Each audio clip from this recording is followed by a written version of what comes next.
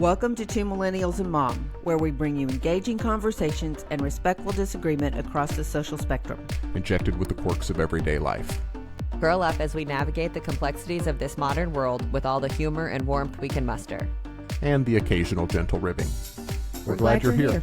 Happy listening. We've spoken recently about personal accountability. But what about being accountable for someone else?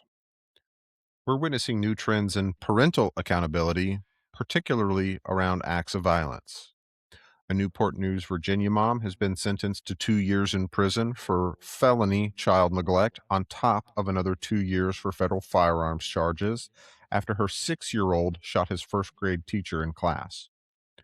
A Georgia father has been convicted on 27 criminal charges, including second-degree murder, in relation to his son's actions that took the lives of 4 people and injured 7 others. And now an Arkansas man has won the Republican primary for county sheriff while awaiting trial for murder after killing his daughter's alleged sexual abuser. One parent is punished for not preventing the violence, one is about to be punished for facilitating it, and the other is now a borderline local celebrity for committing violence in the alleged defense of himself and his daughter. So our question is, where does parental responsibility really begin and end? When you hear these stories, your instinct is probably pretty immediate. How does a 6-year-old even get a gun? Of course that Georgia dad should be in prison. Honestly, if somebody hurt my kid, I'd probably do the same thing as that Arkansas dad. But here's what's interesting. All 3 of these stories involve violence connected to a parent and their child, and we react completely differently to each one. When violence happens because of a parent, we want accountability. When violence happens to protect a child, we often feel like it's justified. So part of what we want to explore today is, why do we emotionally treat these situations differently? Here's where this conversation hits a little differently for me than it might for Callie and Cole, because I'm the only parent at the table. Every parent wants to believe 2 things. 1, that you're raising your kids right, and 2, that you could protect them if something terrible happened. But these stories challenge both of those beliefs. A parent whose child gets access to something dangerous, a parent whose kid commits violence, a parent who takes justice into their own hands to defend their child. Because the truth is, once kids get old enough to make their own choices, parents don't control everything anymore. But the question society seems to be asking more and more is, should parents still be held responsible? So today, we're going to dig into these stories and ask some uncomfortable questions about parenting, responsibility, revenge, and the law. Welcome to Two Millennials and Mom. I'm Callie. I'm Cole. And I'm Mom. So I think we should take a second and kind of set the stage. We've mentioned these couple of stories that have happened, in 2023, 2024, and 2025. So the last couple of years, these are just a few headlines that we have pulled, and I want us to take a second to break down and dig a little bit deeper into those headlines. Cole, do you want to tell us about the 6-year-old shooter? Yeah, so Newport News, Virginia, a 6-year-old student shot his first grade teacher. She survived but suffered severe injuries. She was shot through the hand and in the chest. The child's mother was later convicted of felony child neglect for leaving the gun in an accessible place and has been sentenced 21 months in prison overall for neglect and lying on a federal firearms application, I believe was the other charge. This became the first case in U.S. history where a parent was criminally convicted after a 6-year-old school shooter.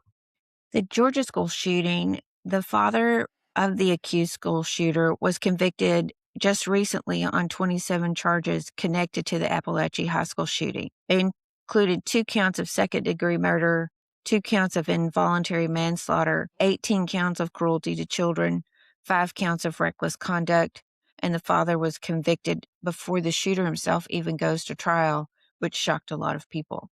And then you've got the case in Arkansas. This is Aaron Spencer, who allegedly killed the 67-year-old man who was accused of sexually abusing his 13-year-old daughter at the time. The accused abuser reportedly faced 43 felony counts related to the abuse of this guy's daughter alone. Instead of condemnation, Spencer received overwhelming local support, national media attention and recently ran for sheriff in his local county on the guise of transparency for local law enforcement and came out victorious in the Republican primary In a by like what, landslide. 54% of the vote out of 3 different candidates? Yeah. Yeah. After beating a 13-year incumbent. Yes. So you've got 3 different parents here. You've got 3 very violent outcomes that are all connected to their children. One parent goes to prison for neglect. Another is charged and convicted of second-degree murder and more. And another one is hailed a hero and runs for sheriff while he's still got charges pending. Why do these all feel so different? I mean, the Arkansas is protection, and that makes it a little bit different in my eyes, where the other 2 are school shooters. So do you think that that opens up and sets the precedent for vigilante justice to be acceptable? No. How does it not? You're not going to like this. I have a weird opinion on vigilante justice. Sometimes I think it's called for. When? Well, and I think we call it vigilante, but was it really vigilante? I mean, Why wouldn't it have it's hard been? to say at this point. Well, maybe it really was So if someone breaks self-defense in or here and decides that they want to try and attack you or mom and I kill them, is that vigilante justice or is that defense? No. that's defense. But I think that one of the things that we did not mention but needs to be mentioned, this is not happening in his home. Aaron Spencer woke up and saw that his daughter wasn't home. He knew that this 67-year-old sex offender who had been abusing his daughter had recently been released from prison and was out on bond. And so he went looking for them and found them, her in his truck driving down the road. He then proceeded to ram the guy's truck off of the road and then shot the sex offender, I believe, 15 times. Now, I am not sitting here saying that there was not a quarrel between the 2, that he wasn't acting in self-defense. Aaron Spencer and his attorneys have all maintained that he shot him, that he was doing this in response to what the guy was doing with his daughter, to his daughter. The guy had multiple restraining orders to stay away from this girl, to stay away from their family, and all of those had been broken. So my question becomes, See, where that's a does totally vigilante different story than the justice? one I got. There Uh, was a court order to stay away from children in general, but there yes, wasn't anything explicitly about this girl or their family. It Oh, was no, interesting. mine just, said it was a restraining order specific to her. Yes, I did too. But still, either neither here nor there, staying away from children in general would still necessitate staying away from her, Yeah. yes. who's 13 Well, years and I old. did read one account that the statement following this was that the 67-year-old had come out brandishing something in his hand at the father. See, I didn't get that part, but one of the I ones that didn't I get that was either. listening to that I was watching yesterday is apparently the 67-year-old had a dash cam and that footage has gone missing. Oh, that's interesting. Okay, the purpose of this conversation today is not by any stretch to get into the weeds and the minutia of this case. This is very much still happening in real time. Aaron Spencer has been charged with all of these different felony counts and murder and all of this. There's a whole bunch going on with the Arkansas State Supreme Court that with the judge and who let this guy out on bond and why he was out and should he have been out, and it's a fishy story at best. You can see all 3 of us have actively gone in and do research and read about all of these and better understand them. And we all have received different stories and different details.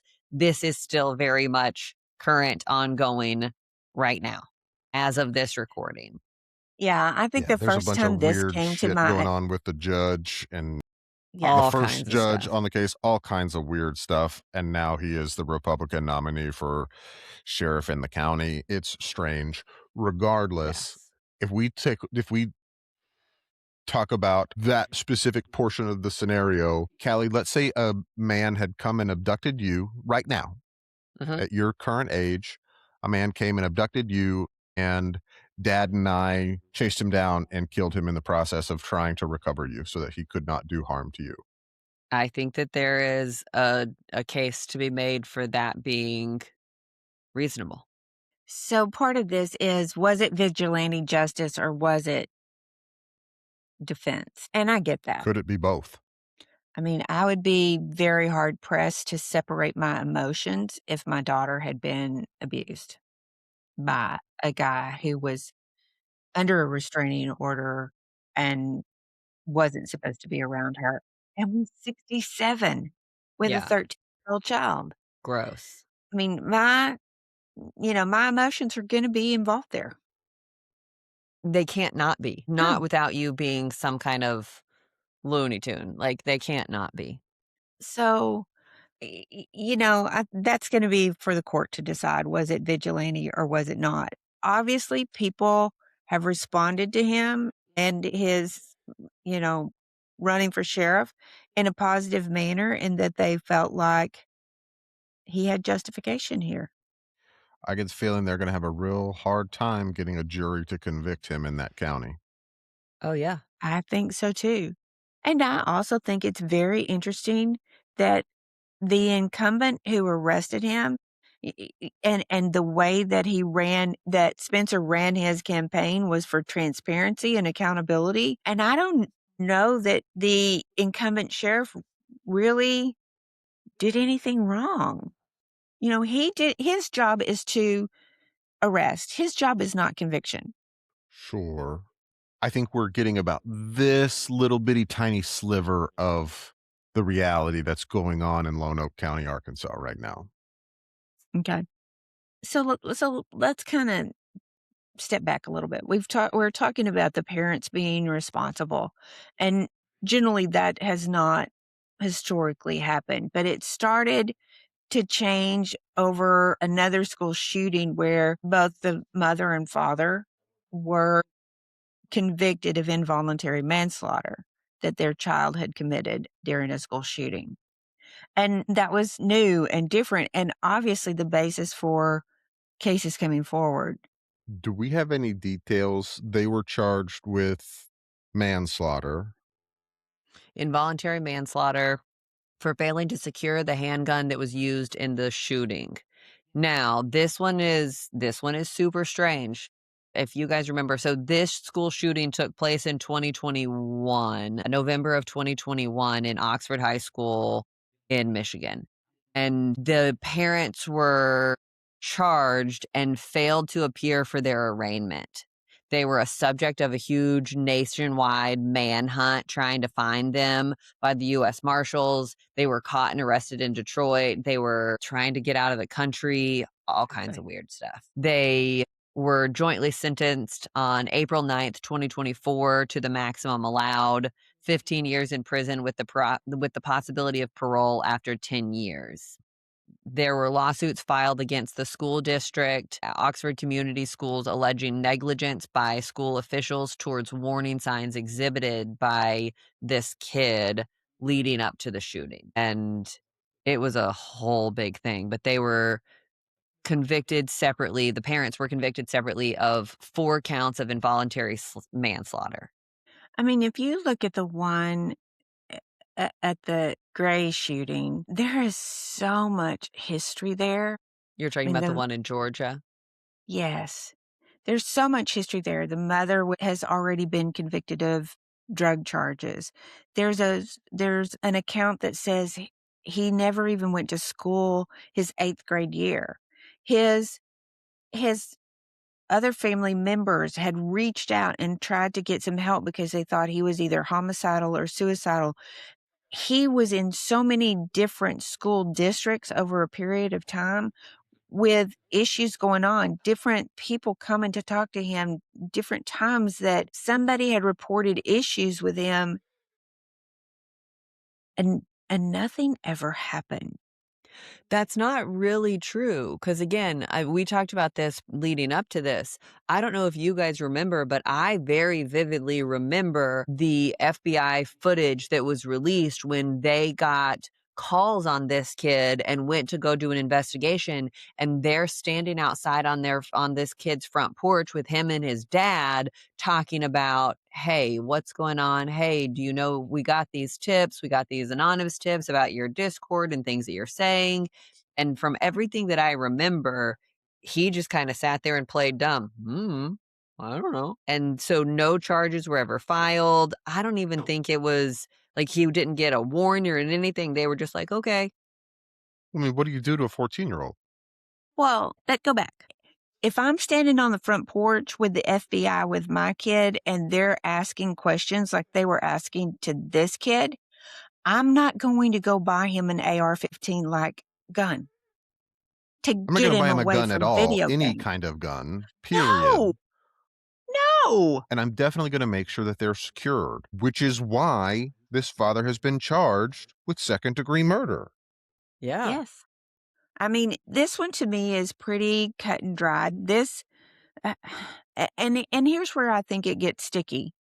This was a completely dysfunctional family. And everything that you read, this family was totally dysfunctional. This was not parents who were just busy at work.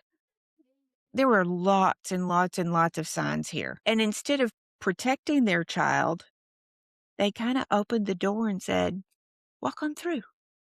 So maybe this is a little bit of a tangent, but it kind of seems to me like these people were incapable of protecting their children, of being responsible for their children. Boy, there's a big question. So whose responsibility does that child become? That's the problem. It's still Yeah. theirs. But I think that's a really good point, Cole. Maybe they weren't capable. To give you an analogy, if I get in my car while I'm hammered and drive home and kill someone, I wasn't capable of driving my car home, but I'm still responsible for it. Yeah. For the action. And we need to point out, he was not the sole child. There were multiple siblings here. I don't, this one, That you know, facet to me is kind of irrelevant in this instance. My heart breaks for the other children. I mean, yeah. that sucks. That's awful. Well, what kind of condition are they in?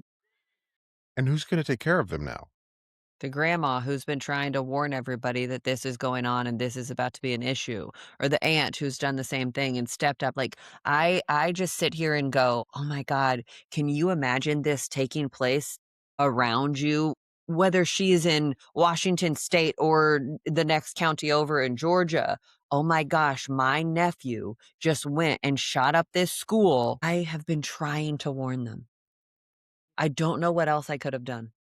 How how do you make peace with that and continue to live your life and take care of your kids and your family, and how do you continue to have faith in the system? How do you I not mean, hate your brother or sister, whoever it is, that was completely negligent and allowed this to happen? yeah. I hate I that mean, for her. this is a tough one. I mean, I am not an "I told you so" girl, but I'm not sure I would be able to, even in my own little heart, bite my tongue enough to be like, "I told you so." Don't you know the defense is going to use her? And I hope that they do. That leads me Prosecution. Yes, sorry, the prosecution. Yeah, you're right. Sorry. That leads me to my next question. We talked about this in last week's episode about the illegal mayor in Kansas. What would you like the outcome to be?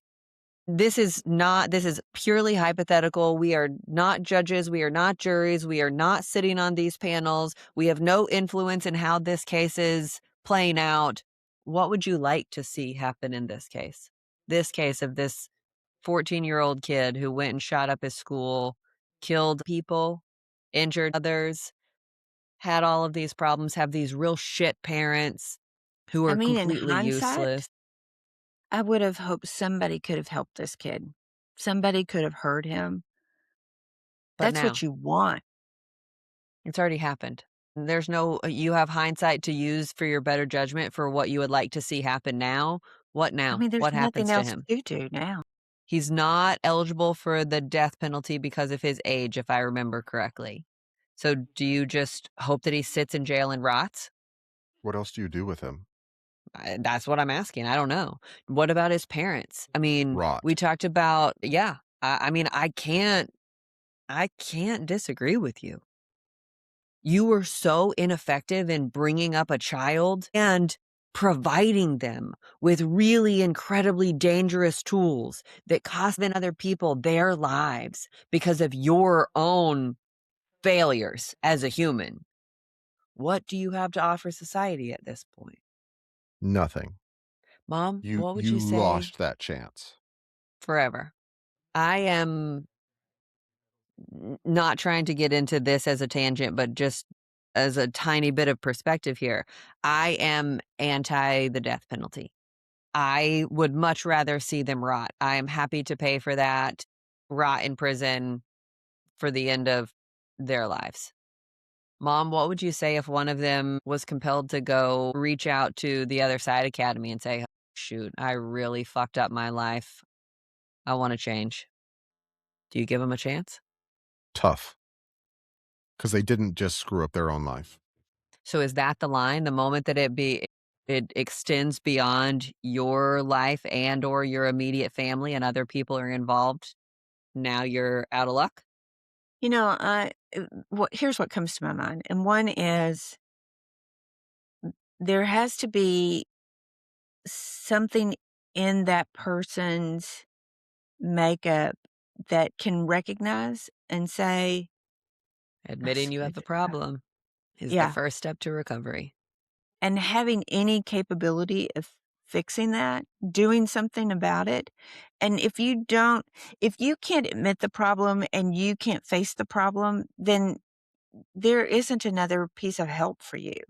Now, does my heart bleed for I think he's 16 years old now, that he will spend his entire life in prison? And yes, that protects the public, but what does it do for him?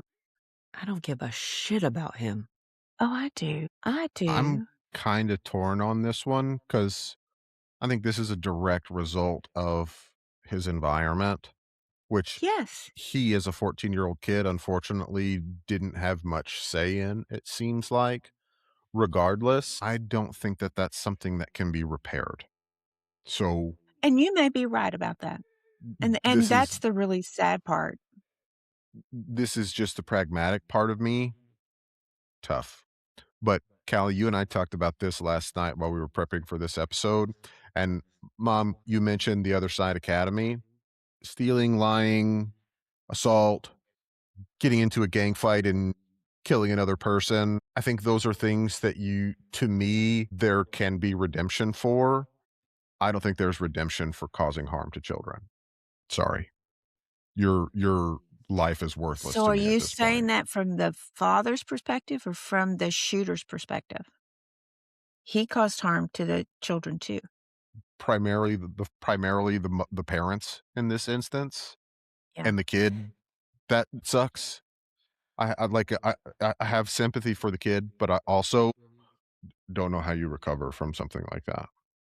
So I'm Yeah. curious though. So if you get into a gang fight as an adult, whatever it is, you get into a situation where you kill another human being intentionally, you can forgive that because why?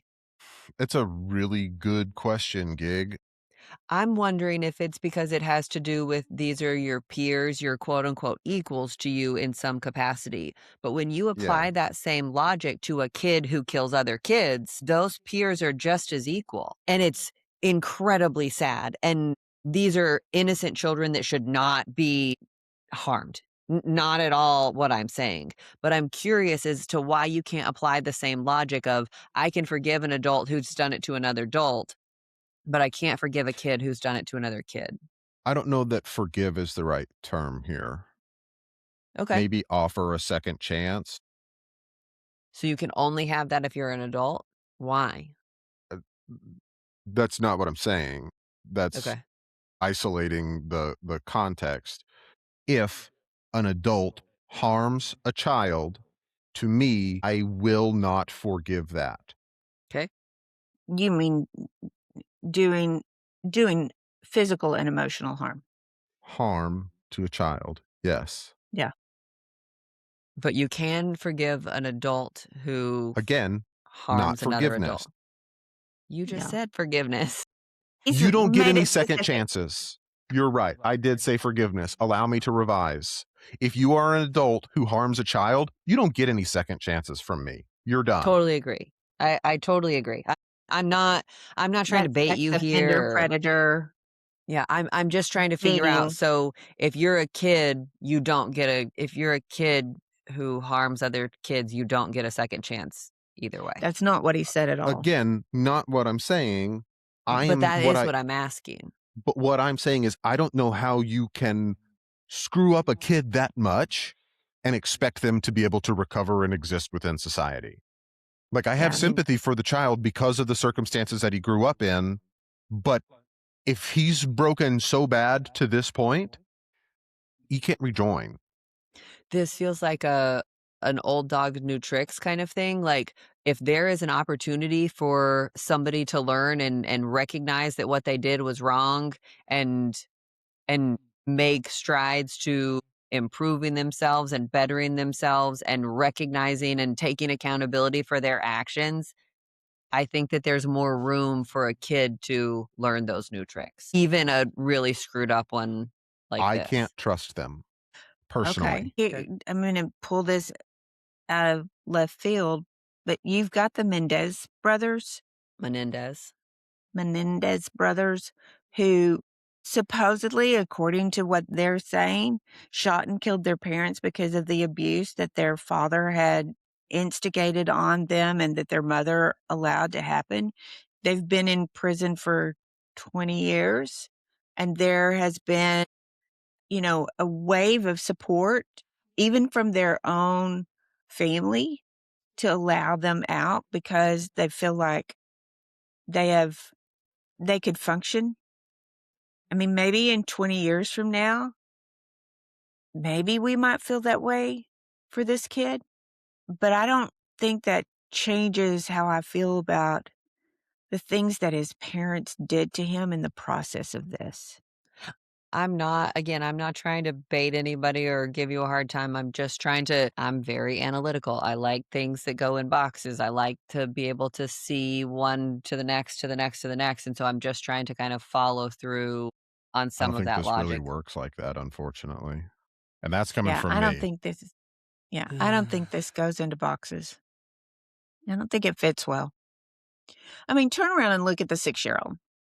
So Okay. you have a 6-year-old who has been a disciplinary problem, so much so that he's not supposed to come to school alone. He comes in and brings a gun to school, shows it to someone on the playground, and threatens to kill them if they say.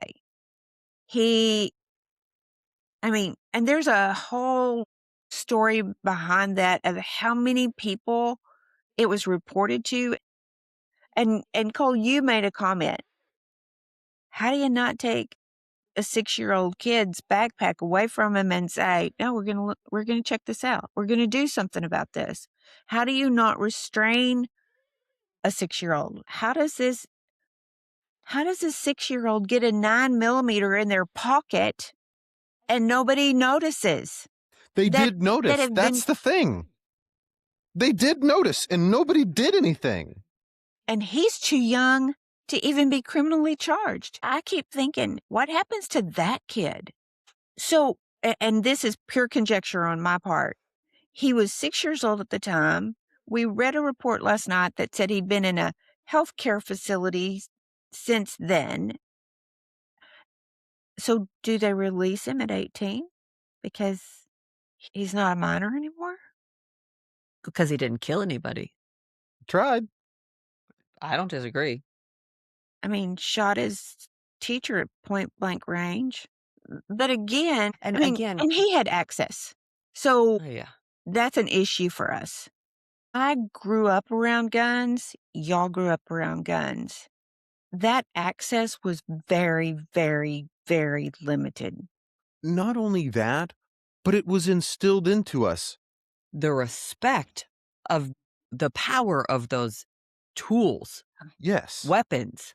You don't I'm do glad this y'all brought thing that up without because I me. think that's a big piece of this. These are not toys. No. You don't use this tool without me. You respect what it is capable of, because anything you point it at, you can destroy. Yes. Yeah. And you need to be prepared to destroy anything and everything that Before you point ever it at. even think about pointing it at it. Loaded, unloaded, doesn't matter. Period. Period. Yeah. Yeah. I mean, I knew not to mess with those. Yeah, I mean, and my dad took me out when I was young. I had a rifle when I was young, and we went to the shooting range and we shot. But that was always instilled in me about how important safety was on this, and that this was nothing that I could do on my own, that I could never have access to this alone. So, I mean, it's just, And not out of fear, out of no, respect. there was probably a little bit of fear in mine. I had some fear because of the And I respect. don't think that's a bad thing. Yeah, because of the respect. This is something that you do not mess around with.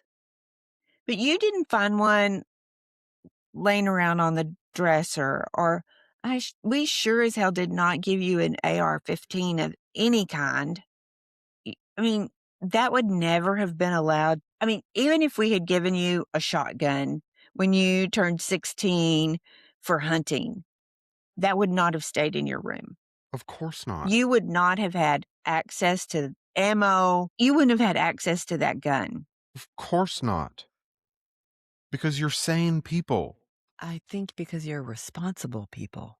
I think it's, This well, is an and here's the other anecdote, side of it. but I used to install security systems in people's homes, and it Mhm. absolutely boggled my mind how many people leave firearms unattended all around their house. I mean, sitting out in That's open just view crazy. That's absolutely boggles my mind. that is an invitation For for something disaster. bad to happen. Yeah. And I just think that's part of this. I don't know why we're not thinking ahead and thinking, I want this to be as safe as possible. Or, I'm worried about my son's mental health right now. So, man, we got to get all of this that he can do danger to himself out of his reach. We've got to do something to help him. And I get it. There's a ton of people out there who do not believe in therapy. But if my kid comes to me and is talking about committing murder or suicide, I'm going to be screaming for somebody to come help me. Whether that's a police officer or the school, or I'm Do going you to be. think this kid was going and telling his dad his plans? His dad who allegedly beat him? No, because one of the articles that I even read talked about that there was a point where he had looked up how to kill his dad. So Yeah. no, I don't think so. So I mean, but then also, then do we do something like you have to have a license to have children? How do that we was the point I weed was out the worried to people? bring up, but I don't know how else to do it. I don't know. I mean, How do lots you of people enforce have something like licenses who that? can't drive. So Yeah, I don't know if exactly. giving them a license for parenthood is going to help anything at all. And even And if we you can't do, take again, how do you enforce it? Yeah. Do you take the kids? And what do you do with them if you do? Exactly. I mean, how big would the foster system be if we took all of the children away from irresponsible parents? Untenable. Vasectomies for everybody. We're so quick to jump on women and controlling their bodies. I'm down. You know? I mean, we're already complaining about the birth rate being so low, and I understand part of the repercussions of that, but you can't take everybody's personal rights away. But at the same time, it's a travesty to let a you have to kid be hold them raised like accountable then. this. You have to instill And that fear and respect in all of the other parents to say, "Hey, if you screw up this bad, These are the your life is repercussions. over." but that's after the shooting. But how do you prevent it if you're not gonna take their kids away or if you're not gonna neuter them? I You know. can't have your cake and eat it too. Do you guys think that gun owners specifically should face special responsibilities when minors live in the house? Yes, you inherently do. And how do you police that? It's kind of the honor system until something bad happens, unfortunately. How do you stop someone from speeding before they go over the speed limit? Let's say let's say you've got a problem child of whatever kind of mind. How many warning signs should it take? How many things have to be triggered before, no pun intended, but how many things have to be triggered before the parent is held legally liable? I I don't think think it that depends on the you can make it black and white like this. I think it's gonna well, be different in every specific circumstance. Because here's the and thing, that if dad goes and puts all of his guns in a safe, and while he's gone on a hunting trip one weekend, I take a cutting torch and go cut through it, open it, and use those guns against and do harm to someone, is that his fault? I hear you. You have I to just address don't know every how. situation individually. You can't just blanket everything and say every parent is responsible for every action that their child takes. I mean, they are, in my opinion. I just don't know how until you when? enforce that. Yeah, until when? Again, you have to treat every situation individually. You can't I give mean, someone if a you do speeding ticket if something they bad, think about going over the speed limit. if you do something bad today, am I responsible? You're a grown man. You're going to Y- hold yourself responsible. Well, yeah, but that could be mother guilt. Is that wrong? Sometimes it's more self-induced, Boo, than it I, warrants. But I I mean, understand that. But if I go postal and go on a spree and start shooting people, you're going to think, what did I do wrong? And you're going to hold yourself responsible for that. And I think you yes, should. I say, which is a morally relevant conversation to have within yourself. I started to say, but then am I criminally responsible for that at this That's a point in little bit time? different because now I'm an adult. I'm making my own decisions. Now, if you had enabled me, if you'd given me the gun, that's a little Yeah, bit different. But I'm a grown man. If I yeah, go out and buy my own and then start hurting people, that's no longer your legal responsibility. yeah. But morally, you would still hold yourself responsible for that.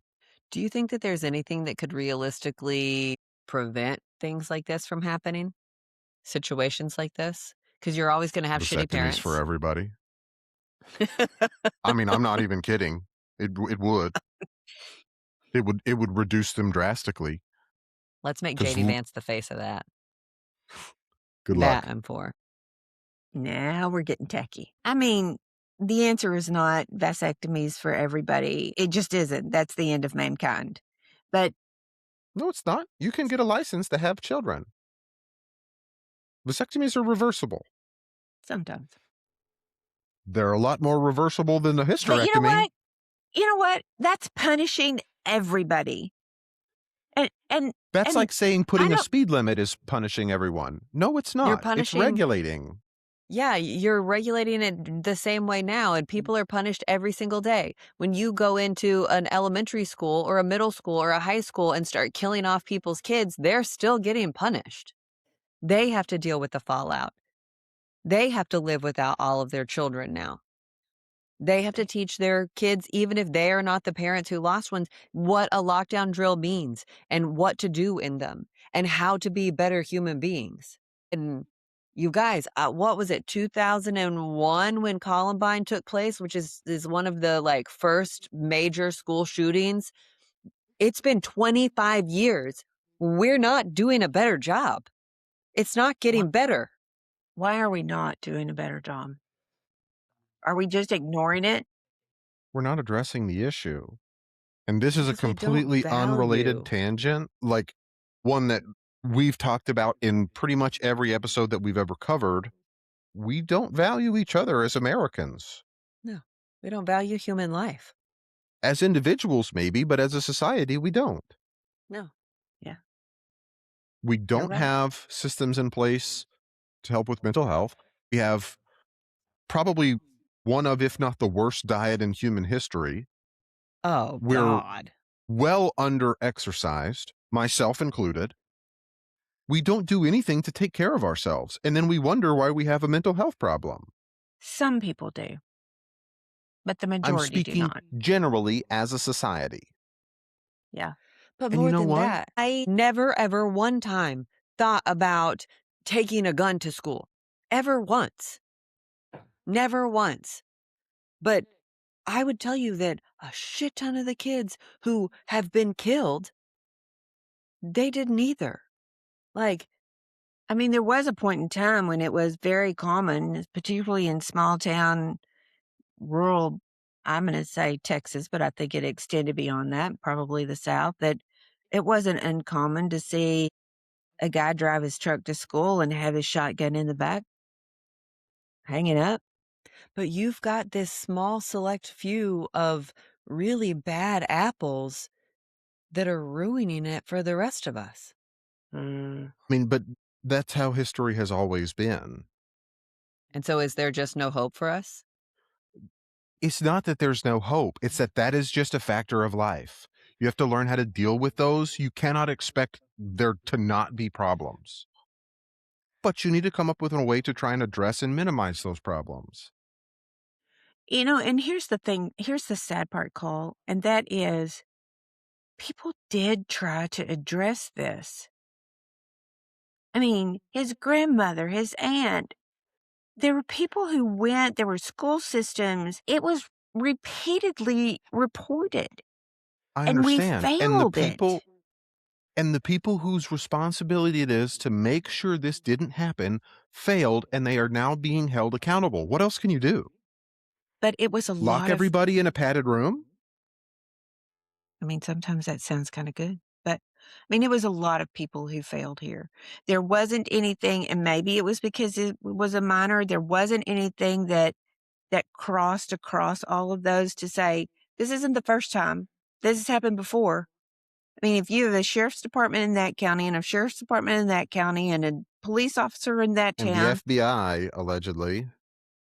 and which doesn't make any sense whatsoever that there wasn't a record there, that all of those precincts could have accessed that. But again, It you it doesn't can't make arrest sense. someone for committing a crime that they haven't committed. No, you can't arrest them for a crime they didn't commit, but you can, I mean, you can flag that person to say, hey, this is the third time somebody's reported that this kid is having And do problems. what? Send another Get warning? him some help. Who's going to get him help? I don't know. His mom or his dad? His mother was obviously incapable, and his father has been charged with second-degree murder. We're holding him y'all, accountable. CPS was called a couple of times on this. Maybe that would have helped if something had really happened there. And I know we default to the parent, and I guess I want us to in the first look of things, but we failed this kid. We did not fail this kid. His parents failed him. As a Do you think the society, I state can think do a better job? no, I I don't. mean, look at the state of prisons. Those mass vasectomies are looking better and better. So if you go over to the father who shot the Arkansas. man out on bond bail, and again, people kind of are responding to him like he's a hero. I'd have done the same thing. I'd have done the same thing. And I mean, and the thing is, if somebody came to hurt one of y'all, especially when y'all were at that age, I'd have gone mama bear. I'm not saying I would kill and shoot people, but We did. We did when somebody came after me. We did. I don't And lose a wink of sleep over it either. I have not a single regret about it at all.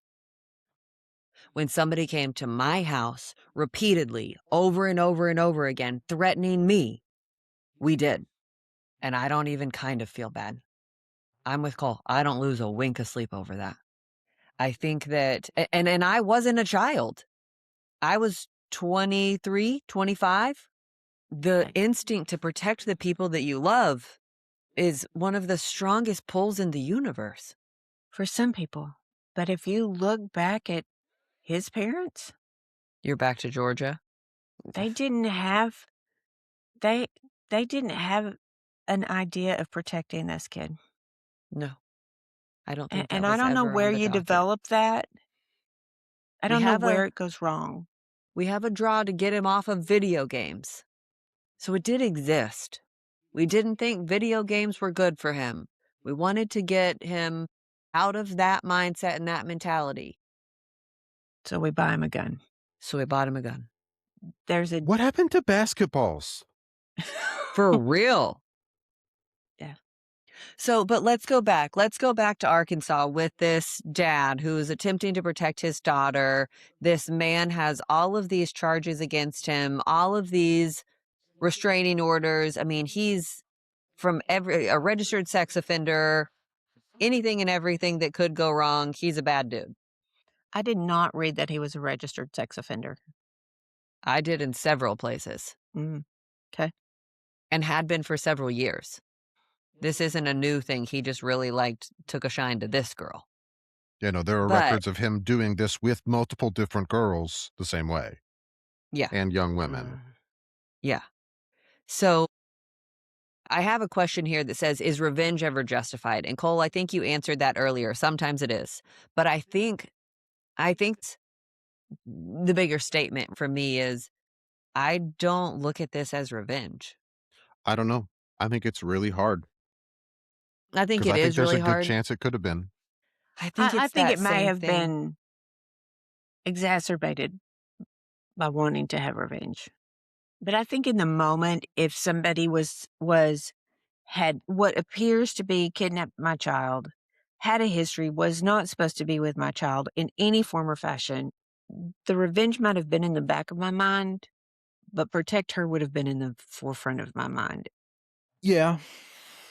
I mean, When you take a gun training class, the biggest takeaway is your goal, your job in using this firearm is not to kill someone. Walk away. Your whole purpose is to stop the threat. If somebody dies in that process, that's a totally different scenario. Yeah. But to go into it with the whole mentality of stopping the threat, that is the purpose of owning a firearm. Like, hard stop. And so I have a really hard time trying to get behind, well, you should have shot him in the leg. listen. He you shouldn't don't- have you been don't there in the dump- first place. You don't dump 16 rounds in the leg. Not how that works. There is quite obviously a significant amount of emotion in this instance. Of course there is. Of It's a course father and there his is. daughter. So should that emotional context affect the legal consequences?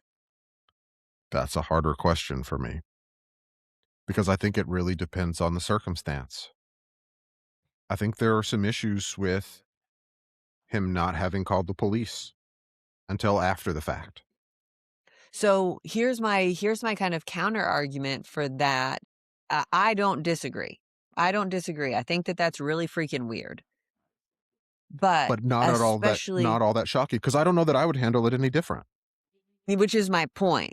And oh God, getting into this again, I am very much a firm believer of you have no idea what it is that you're going to do in a situation until you are in that situation. You don't know. You may think you're going to do something. You may feel one way, or you may prepare and plan and practice doing one thing. But until you are the one who's in that situation and it is life or death, you have no fucking clue what it is that you're about to do. Every I plan did it. seems like a good plan until you get punched in the mouth. But beyond that, so I also give him a little bit of grace. Again, not a judge, not on the jury, but I give him a little bit of grace in that he has tried so hard to let the system take care of this, has reported it, has been to all of these court hearings, has filed all of these restraining orders. He's tried to let the justice system work. And it has failed him and his daughter. How many times do you keep saying, well, let's try again? I mean, what was it? How many, again, I want to say it was 42 or 43 individual charges against this 67-year-old sex offender in relation to this girl alone. Well, if he'd have done it 45 times, okay, then it would have taken. Then it would have worked. Everything would have worked out if had done it 45 times. Yeah. Or 63 and this is something times. that we talked about last night, Gig, and where there's some question around the actual legal case that's going on right now. A lot of How questions is around this? it. If I remember right, it was a $50,000 bond. Generally, a bail bondsman is going to make you put up 10%. Right. So $5,000. So he You paid can be on your free and clear. $5,000 to be free again. In my opinion, if crimes against a child are alleged against you, you'll get bond because something's wrong with you. Yeah. Or there's a good chance something could be wrong with you. I totally agree. And until that's proven in a court of law, we're not Sit taking it that out. chance. Yep. Tough. Sorry. If you're innocent, sorry, my bad. We'll let you go. Here's my question. I don't know. I've never paid bail. I've never been arrested. I have no idea how all of this works. Sucks. Where does that bail go? What does that go to? If you pay your $5,000 for your 10% of your $50,000 bail, what happens to that $5,000? Does Bail it go to bondsman the bail keeps it. bondsman? Yeah. Here's how it works. The municipality says you have to put up this certain amount of collateral as a guarantee that you're going to show up. For us to prosecute you and to go the to whole court. 9 yards. You're going to show up for court for whatever it is. Mm-hmm. The bail bondsman says, we'll put up that bond with the working assumption that when you show up for court, they're going to get it back. They make that profit by charging you 10% of the amount. So they get a little bit of collateral against what they're putting up. And if you don't show up for court, they send a bounty hunter after you to turn you in so they get their $50,000 back and they keep your $5,000. Where does that 10% 's pretty good return. $50,000 go? Sure. Don't disagree. But where does that $50,000 that the bail bondsman puts up in your name, It is what held in happens to it? bond by the municipality. For what purpose? Collateral. To say you better show yeah. up. It's hostage, if you will. This is our agreement that you're coming back and then we'll give it back. Yes. So I, again, obviously don't know a ton about how bail and bonds work. So I'll be totally straightforward and honest with that. But under what circumstances is $50,000, $55,000 sufficient for a man who has 43 counts of whatever against him in relation to this one girl? That's sufficient? Like, okay, yeah, we'll Well, put that money up there. that's certainly been a question, and it even has gone to there's a question on, did the judge act appropriately with this? Well, because there seems to be a lot of moving parts about who actually signed the bond form that let him be released. Anyways, and there's nothing that I read. Did y'all read anything about this that gave you any indication about why the judge wouldn't be harsh on this? Why? I mean, was there a relationship that we're unaware of? I mean, the Supreme Court has recused the judge at this point. Because the Supreme Court has stepped in twice now in this particular case against the judge. Yes. I did not see anything that very clearly defined that there was a relationship between the judge and this guy, but there are lots of nods in that direction. And I'm not saying they were boyfriend and girlfriend or anything like that, but there's some kind of connection between the two of them that this was not handled the way that it would have been had there not been a connection. And it may not be a connection between the two of them. Maybe this is just a bad judge with bad judgment. But That's again, what I'm leaning towards. Because what yeah, it certainly seems like, the reason she was recused by the Arkansas Supreme Court, the defense asked her to recuse herself. One, because there is speculation that she is the judge responsible for letting him be released, which was most likely a mistake. The second thing that points towards that is that she submitted beyond even the ask of the prosecution, the state, to basically say, okay, only a certain amount of people can be here. There's going to be limited room, and there's no public allowed, and there's no recording of this particular case. Likely because things are going to come to fact that would say maybe she was responsible for this man being let out when he probably shouldn't have been, is my guess. If I was a betting man, I might put $1 on that space. I haven't seen anything that suggests that there was any sort of interpersonal relationship between the judge and the deceased 67-year-old man. Regardless, I think that's all kind of besides the point here. Do you hold the man responsible? Is it murder? Is it vigilante justice? Or is it defense of his daughter? but again, if the judicial system failed to hold a man with that kind of charges against him, then If a guy breaks out of, if a wanted rapist and murderer breaks out of prison and I shoot him instead of calling the police, I go to prison for murder. most likely, Unless he attacks you and then you shoot him. Correct. and you can prove So, it. yes. And it's Well, going to I cost you a mean, pretty I penny either way. believe technically the state would have to prove that he didn't attack me, but Yeah, that's that probably would be true. the burden of proof if my understanding of the law is correct. Yeah. But the long and the short of it is the 67-year-old man had access that he may or may not should have had. And the dad kept trying to say, guys, we have to take this access Yeah. away. He still has access. Again, how many times does it take before the system works? How many times are you supposed to let your kid get Harmed. assaulted? 0. That's not what the I know. law has asked of him. Not according to what he claims. He claims that he was fully within the law with the actions that he took. I I mean, can't he really doesn't say deny that shooting the man. No, and never has. His attorneys do not deny that he shot them. They do say that it was in self-defense, and they He do immediately say called the police and they afterwards. it was to protect his daughter. Again, I think we kinda have an apples and oranges here where we're talking about children who've committed crimes and are their parents responsible versus parents who Well, I mean, I think took we're action. juxtaposing two across each other. We're holding a man responsible for trying to be a good parent and potentially having consequences for him being a good parent, or at least trying to be, as well as showing the consequences of being a bad parent. So, like, figure it out. Which one is it? Yeah. This is a direct paradox of damned if you do, damned if you don't. Do something about it, you're in the wrong. Don't do something about it, you're still in the wrong. Like, how as a parent do you win? How as a parent do you do the right thing? What even is the right thing? And how far does that go?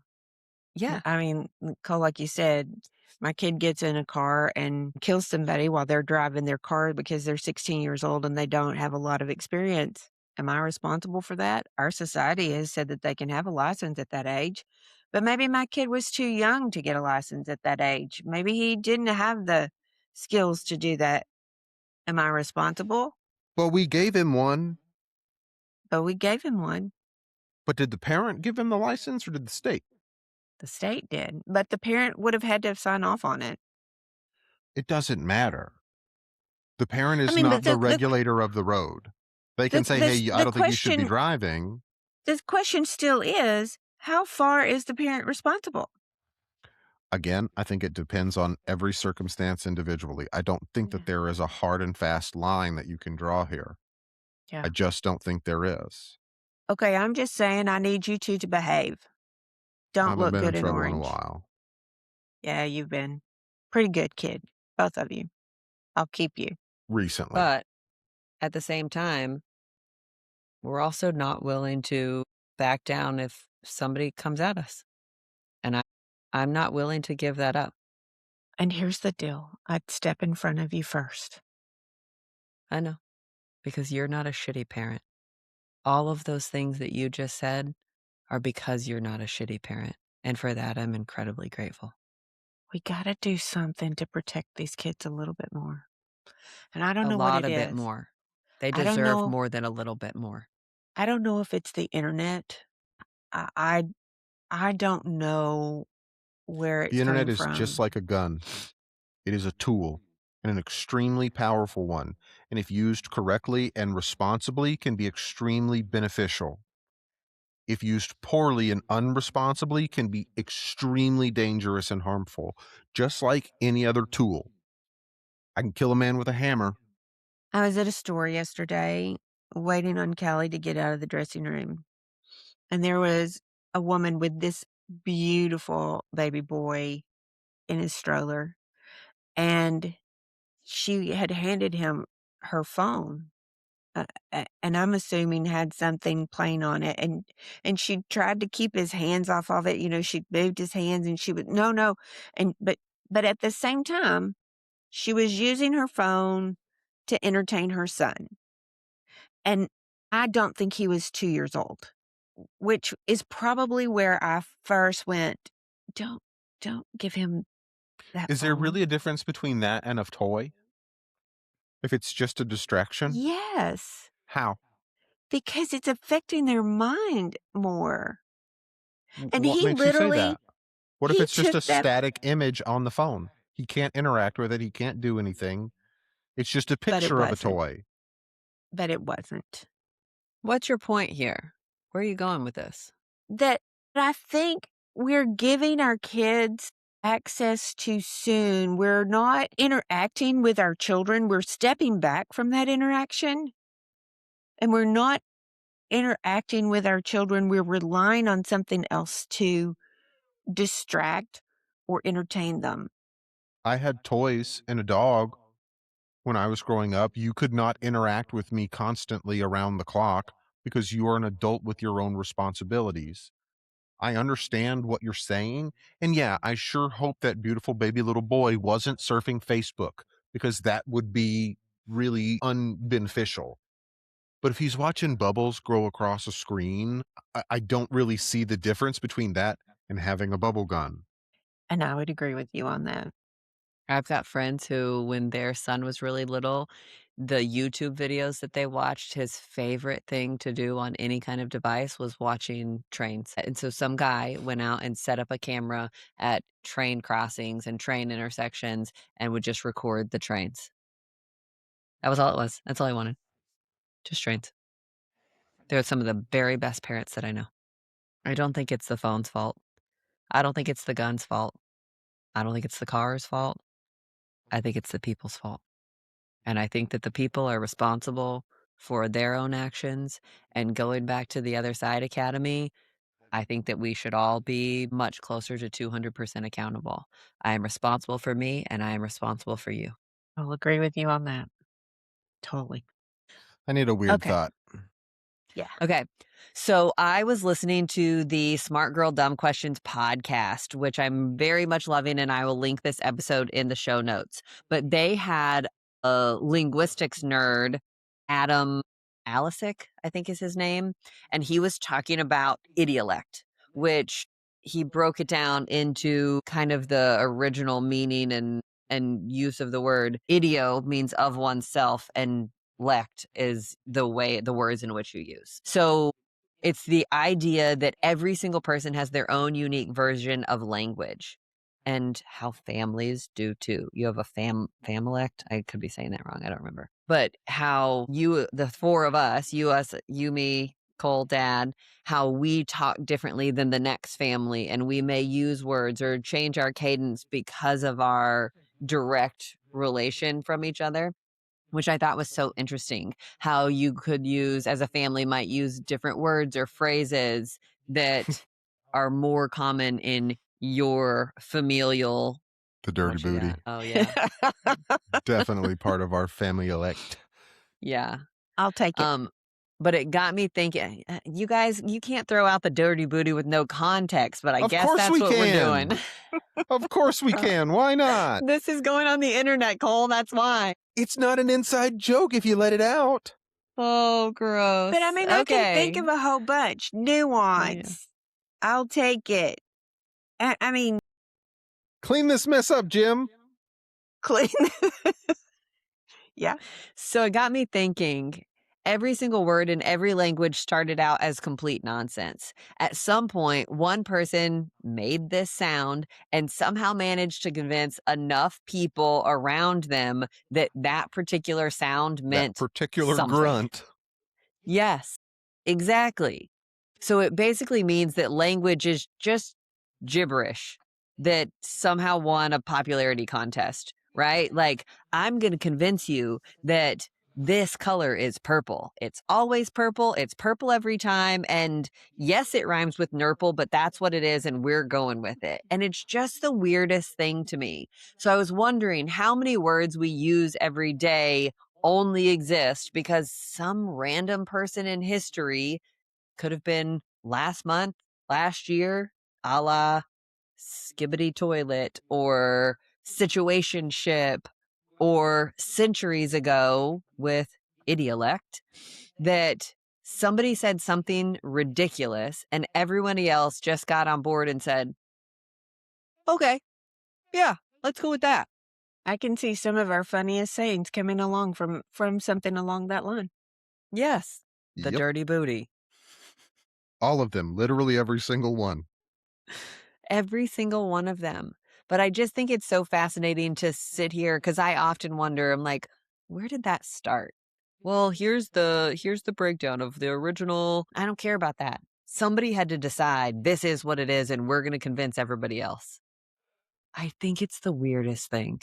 Such a progression if you're looking at it from a historical perspective to now, how one word could have transpired all the way through. It's And even change. more fascinating to think about. Like, if you compare the dialect of English and how we structure our sentences and purvey thoughts, and how drastically different it is from something like Mandarin Chinese. We think, particularly those people who think in, some people think in pictures, some people think in words. We think completely differently than someone who speaks a different dialect. And it's fascinating. Oh, yeah. I just think that language in and of itself, linguistics, is so wild. And once you start kind of digging Meaningful into grunts. yeah, God, what a podcast name, Meaningful Grunts. we'll put it on the list. That's going to be me with me and the boys. Oh, God. Now he's just going to start grunting, Mom. What are we going to do? I know. Okay, have you got us a good news story? I do. I have kind of a fun one. There's a group of fifth graders in Monroe counties. It's their only STEM certified school at Samuel E. Hubbard Elementary School. And they've been selected and they are using AI to build prosthetics. So it's really a fun story where a company called Enable, it's a global organization, provides the blueprint for the prosthetic, and the kids are responsible for going in and printing it and then building it together. The printing costs about $50 a pop, but then Enable has a group of people who can't afford prosthetics who have asked for one. And so these volunteer kids, Fifth graders. are building one for a kid in Alabama.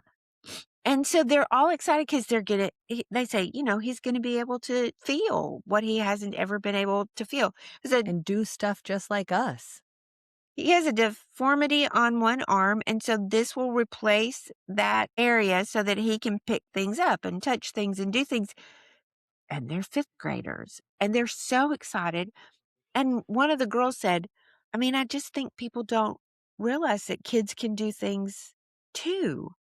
And I'm thrilled with a teacher and instructor who found this program and introduced his kids to this, and they'll do one semester, and then next semester a new group of kids will come in and build a new one.